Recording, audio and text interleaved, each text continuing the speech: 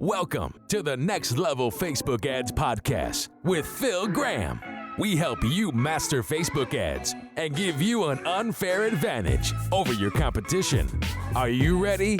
Let's go. What's up, podcast family? Welcome to the Next Level Facebook Ads Podcast, episode 471. I'm Phil Graham. I hope you guys are doing amazing. Today, I want to talk about when things are not working with your Facebook and Instagram ads, what should you fix first? Is it the ad? Is it your entire funnel? Or is it the audience first? You know, when a campaign is not working, so many advertisers, they start changing everything at once without even knowing what the actual true problem was. And many times, you might be losing a lot of money because of that, and even not learning a damn thing, which is not good. You don't want to lose money if you can help it, and you want to learn as much as you can based off of data. So today we're going to talk about how to handle that and what do you fix first, or at least what I do. Hope you guys are doing really well this week. I love recording these episodes. I'm so glad you're here, and I love helping people. So if you want or need any help with your ads or AI, there's two great options: one-on-one consulting or done for you. For either one of those things, just go to my website,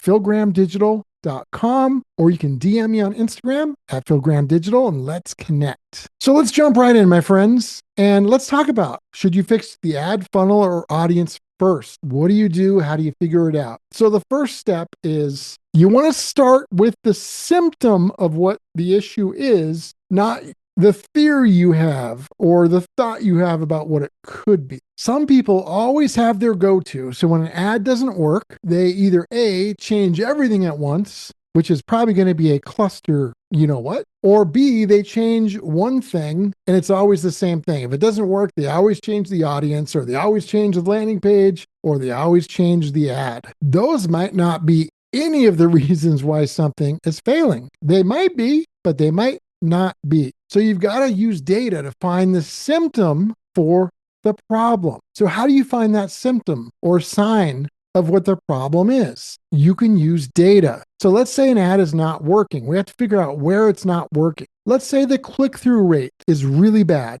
really low. Well, that tells me that it's more on the Facebook ad side of things that there's issue. Because if the ad was doing really well, you'd have typically a higher click-through rate and better results. So if the click-through rate is bad, then you kind of know, okay, this could be a problem with the audience and the targeting, or it could be a creative problem, or it could be a messaging problem. Those are a few different options. There could be a few other things too, but for whatever reason, the ad is either not getting noticed, or if it is getting noticed, it's not doing a good enough job of getting people to do what you want them to do. So in that kind of scenario, I look at it and I pick one thing. Do I want to change the audience? Do I want to change the messaging or the creative? And I don't always choose the same thing. It depends. At some point, you're going to have to pick one, and you want to start with one. If you change all three at once, then no matter what happens, you're not going to know what made the difference. And so I like to change one thing at a time and then let it run a couple weeks, typically, depending on your budget, and then see what happened. And I can see what my change did, how that affected things, whether it's bad or good. And then I can get smarter and I can learn from that data. So I don't automatically just change the ad or change the landing page. I look at this data. Let's say that the click-through rate is really good and it's high and you're getting a lot of clicks at a good cost and you're getting some good engagement on the ad and everything looks good on the ad side of things. Well, first I look at the ad, make sure that you're not like clickbaiting, make sure that there's not like too much curiosity in there. And let's say there's not. Well, that could point to the issue being on the other side of the ad. Again, I'm not guessing, I'm using data. I'm looking at that data to tell me if that's an issue. And so if the ad data looks really good, but it's not working, it's costing you money, then that's where I start looking at the other side of the ad. Could be the landing page that's an issue. It could be the offer. It could be a price. It could be a technical issue. It might even be that the landing page is loading too slow. It could be any of those things. So guess what? Just like the ad, I don't change 5,000 things at once on the other side of the ad. I change one thing at a time. That might be the landing page. It might be the price. It might be something else. But I change one thing and then I test it. And I use that data to tell me what to do next. So my main message for you guys that I recommend, at least what I do, when something is not working, I use data to try and identify where do I go first to try and fix it. And obviously something has to be changed. And so what I do is I change one main variable at a time. And then I give it some time to run and get some additional data. And then I rinse and repeat. I change another variable based off of what the data tells me. So when you have something that's not working, don't just say, oh, I got to do something different. Think about it strategically.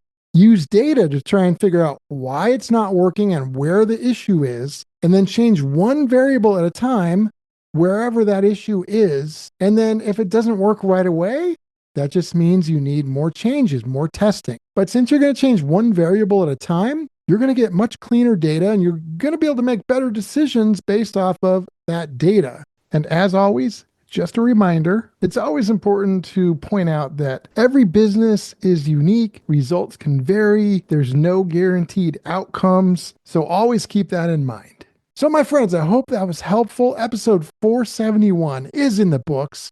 Thank you so much for being here. If you want to get in touch, philgrahamdigital.com is the website. I hope you have a great rest of the week, and I will talk to you on next week's episode. Peace out.